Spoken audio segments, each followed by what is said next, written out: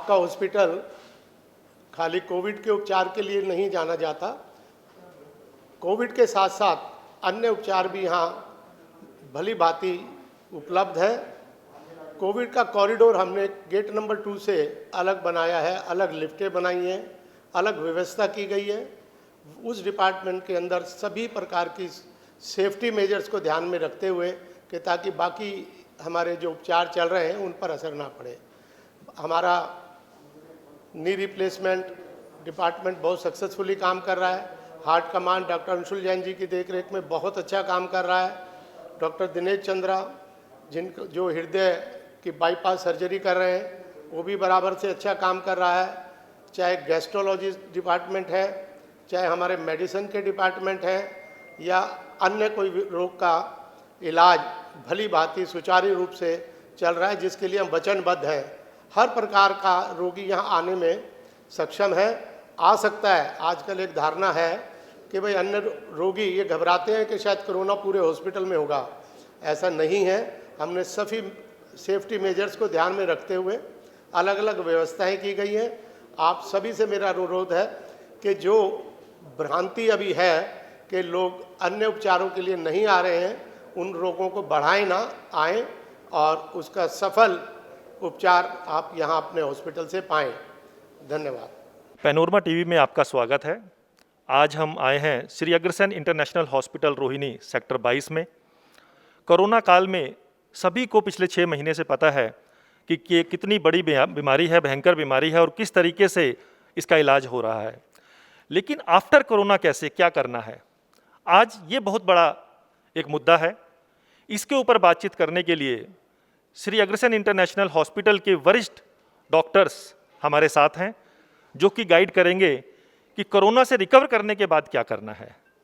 मैं सबसे पहले हॉस्पिटल के CEO डॉक्टर MS गुप्ता जी को निवेदन करूंगा कि आप सभी डॉक्टर्स का इंट्रोडक्शन कराएं, ताकि उसके बाद मैं क्वेश्चन कर सकूं।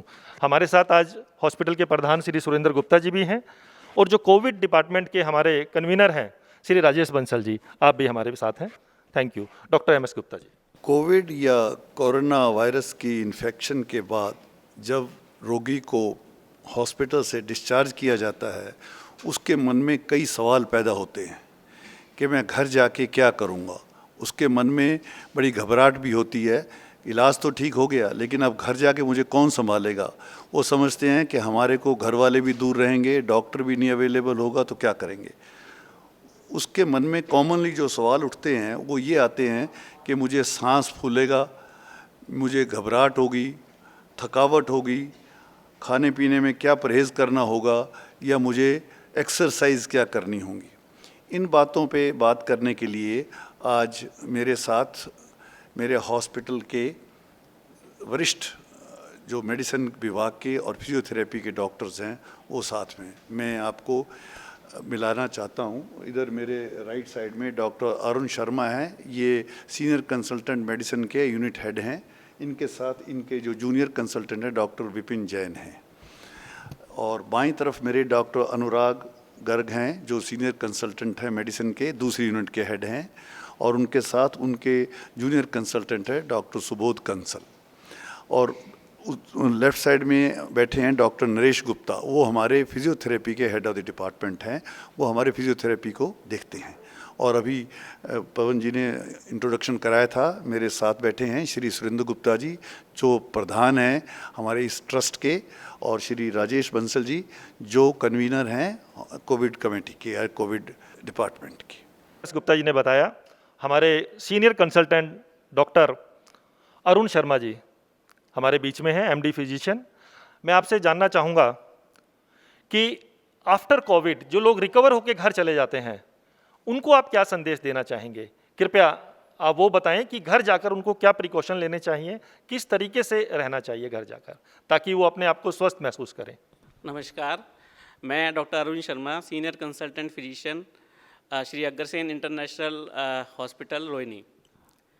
जनरली जो ये सवाल है कि घर जाके, क्योंकि हर कोई जो छुट्टी होके जाता है जो एडमिट के बाद पेशेंट, तो घर पे उसके अटेंडेंट्स और वो खुद भी बड़े चिंतित रहते हैं कि हम वहाँ पे कैसे प्रॉब्लम होगी, कैसे रिकवरी होगी।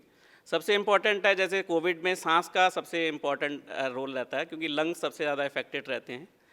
तो घर पे जाके बस यही करना है कि आराम से चेयर पे बैठें और गहरी और लंबी सांस लें। जितनी गहरी और लंबी सांस लें, और जब वॉक कर रहे हैं तो बहुत लंबा डिस्टेंस एक बार में चलने की बजाय थोड़ा थोड़ा डिस्टेंस चलें, रुकें, फिर सांस लें, फिर गहरी सांस लें और थोड़ी देर बैठ जाएं। बहुत लंबा डिस्टेंस एक बार में ना ट्रैवल करें। खाने पीने में फल और सब्जियां बहुत ज़्यादा क्वांटिटी में ले सकते हैं। चाय, कॉफ़ी, अल्कोहल और जो स्मोकिंग ऐसे ड्रिंक से परहेज करें। विटामिन सी जैसे आंवला, ये भरपूर मात्रा में लें, और अपने जो पानी की इंटेक भी काफ़ी अच्छी मात्रा में लें। Thank you doctor Arun Sharma ji, आपने बड़े अच्छे तरीके से गाइड किया कि घर जाकर क्या करना चाहिए। इसी कड़ी में इस हॉस्पिटल की दूसरी यूनिट जो है उसके चीफ हमारे doctor Anurag Garg ji, MD medicine और सीनियर कंसल्टेंट हैं आप। हम आपसे जानना चाहेंगे कि घर जाने के बाद जो कोविड से रिकवर हो जाते हैं पेशेंट, वो घर जाने के बाद बेचैनी महसूस करते हैं, घबराहट महसूस करते हैं, कई बार उनको ऐसा लगता है कि अभी वो ठीक नहीं है। तो ऐसी स्थिति में उनको क्या सावधानी करनी चाहिए और क्या करना चाहिए घर जाकर, आप वो गाइड करें डॉक्टर साहब। नमस्कार, मैं doctor Anurag Garg, senior consultant internal medicine. Covid के पेशेंट्स हम लोग डिस्चार्ज करते हैं। घर जाने के बाद 2-3 चीज़ें ध्यान में रखना बहुत ज़रूरी है।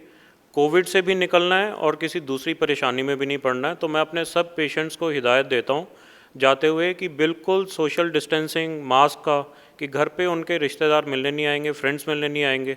छुट्टी के बाद होता है कि इतने दिन, 1 महीना 25 दिन रह के आए हैं, कि आसपास के पड़ोसी, भाई बहन, तो सबसे ज़्यादा ज़रूरी है कि वो कोविड से रिकवर कर रहे हैं, तो ऊपर से दूसरी इन्फेक्शंस भी नहीं लगनी चाहिए। तो हमारी हिदायत उनको रहती है कि आप लोग किससे मिलेंगे नहीं, घर पे कोई दूसरा नहीं आएगा, सिर्फ फैमिली मेम्बर्स। जो परिवार के लोग भी उनके साथ रहेंगे वो भी अपने बार बार हाथ धोएंगे, मास्क लगाएंगे, ताकि मरीज़ को ऊपर से सेकेंडरी इन्फेक्शन ना लगे। अब मरीज़ की दूसरी बीमारियां उसके साथ क्या क्या हैं, किसी को शुगर है, ब्लड प्रेशर है, किसी को थायराइड है, किसी को लीवर का प्रॉब्लम है। तो सबसे ज़्यादा रिकवरी के लिए ये भी ज़रूरी है कि पेशेंट का शुगर, ब्लड प्रेशर बिल्कुल कंट्रोल में रहे।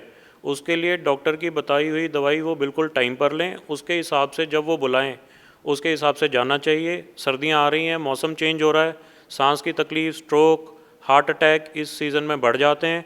उनसे बचने के लिए, क्योंकि कोविड पेशेंट जो यहाँ से जा रहे हैं उनकी शरीर की लड़ने की ताकत कम होती है, ऊपर से इन्फेक्शन लगने के चांसेस ज़्यादा हैं।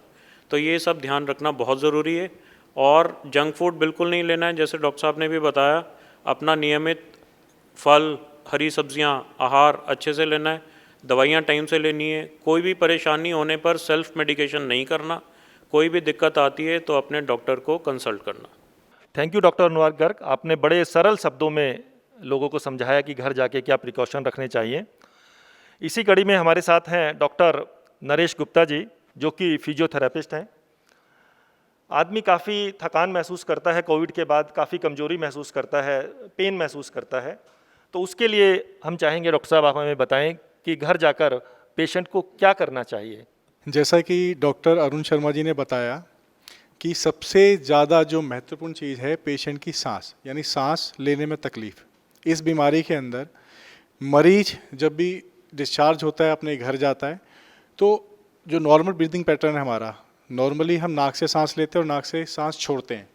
तो उस पैटर्न को नॉर्मल रिस्टोर करने के लिए जब हम पेशेंट को डिस्चार्ज करते हैं तो डिस्चार्ज के साथ ही उसको सिखा दिया जाता है कि भाई कुछ बेसिक एक्सरसाइज है जो हम आपको बता रहे हैं वो घर पे रेगुलर करनी है।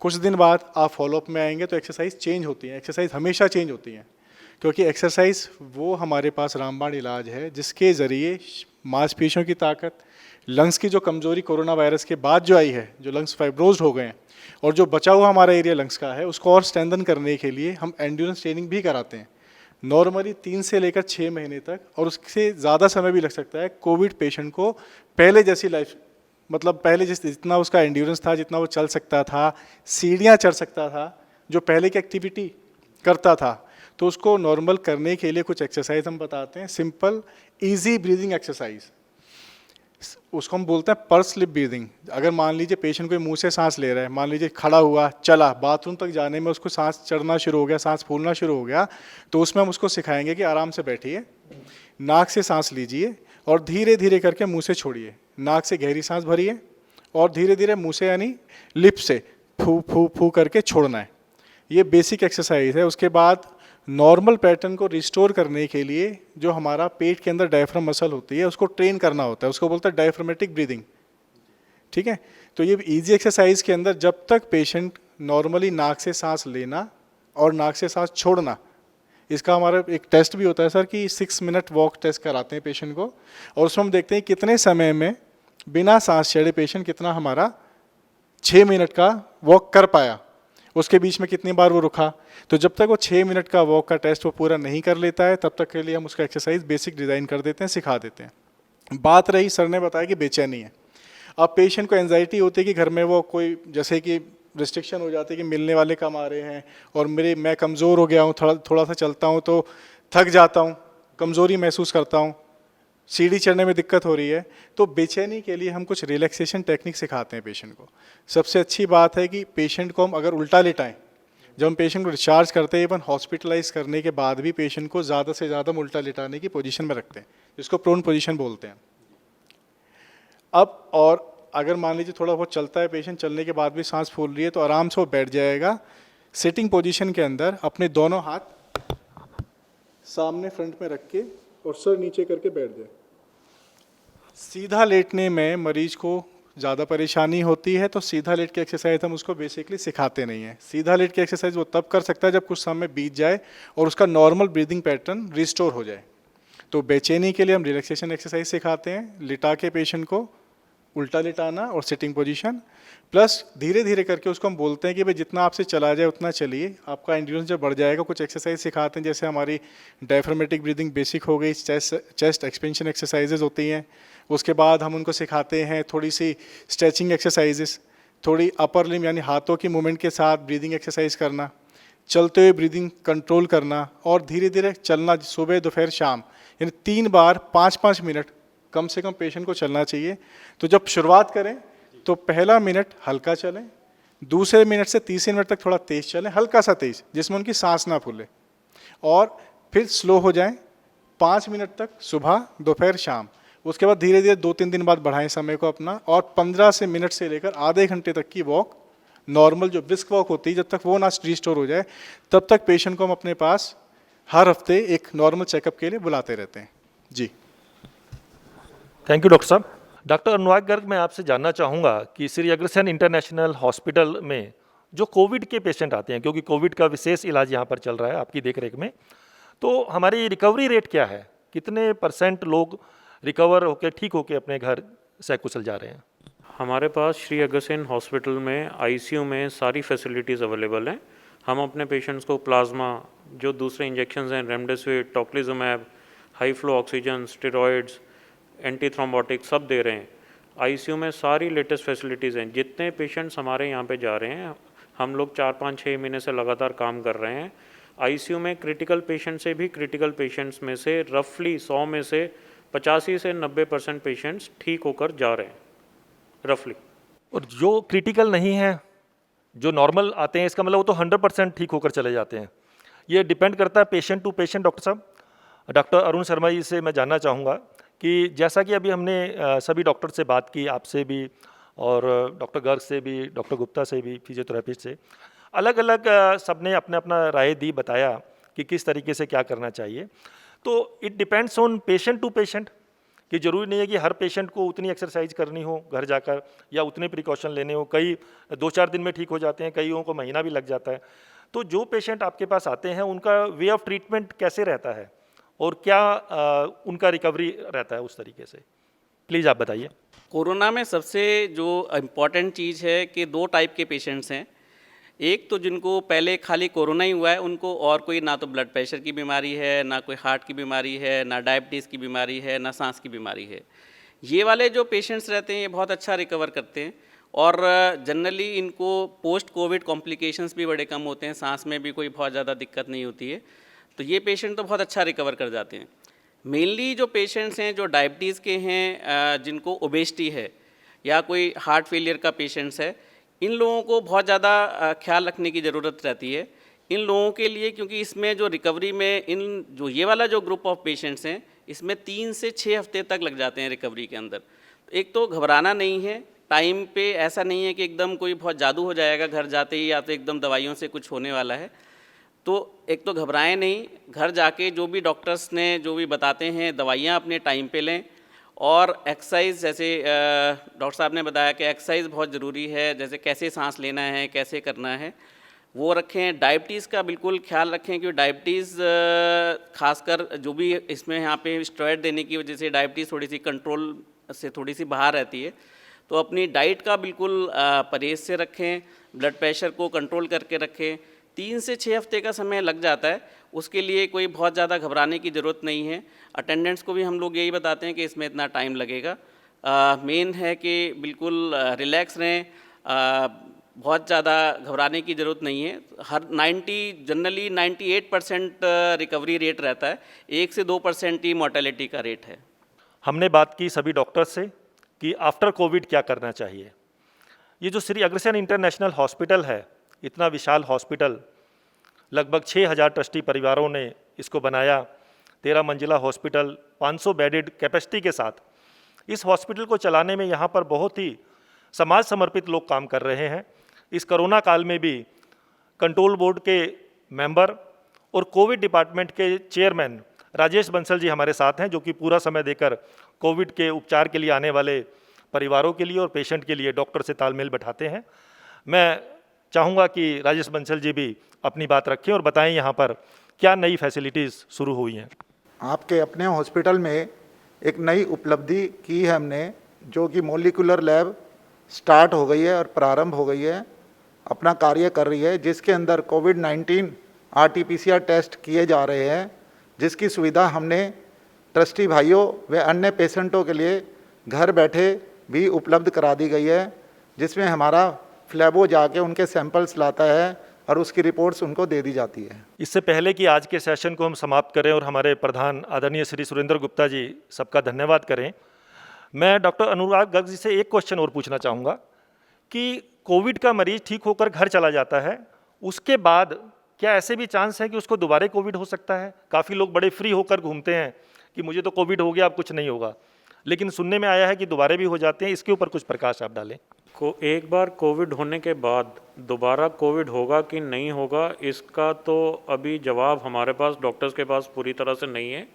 वर्ल्ड वाइड रिसर्च चल रही है, इस जवाब का आंसर अगले 1 से 2 साल में ही मिलेगा कि एक मरीज़ को होने के बाद दोबारा हो सकता है कि नहीं। अभी एट प्रेजेंट ऐसे केस कोई आए? पेशेंट जो कोविड के डिस्चार्ज होकर जा रहे हैं, वो कोविड के कुछ पेशेंट 100 में से 3%, 4% पेशेंट दोबारा एडमिट हमें करने पड़ रहे हैं, लेकिन उसका मतलब ये नहीं है कि उनको अलग से कोविड दोबारा हो गया है। शरीर की लड़ने की ताकत कम हो जाती है, उनको इन्फेक्शंस लग रही हैं, घर में बुखार आ रहा है या कोई भी तकलीफ़ हो रही है, तो 3-4% पेशेंट वापस आ रहे हैं, लेकिन वो दोबारा से कोविड हुआ है, पिछले ही कोविड की कॉम्प्लिकेशन हुई है। जो पिछला कोविड था, ज़्यादातर मरीज़ 99% मरीज़ उसी की कॉम्प्लिकेशन से वापस आ रहे हैं। थैंक यू डॉक्टर साहब। मैं डॉक्टर MS गुप्ता जी, जो कि CEO हैं हमारे हॉस्पिटल के, अंत में सभी डॉक्टर्स के बिहाफ पर कुछ कहना चाहेंगे।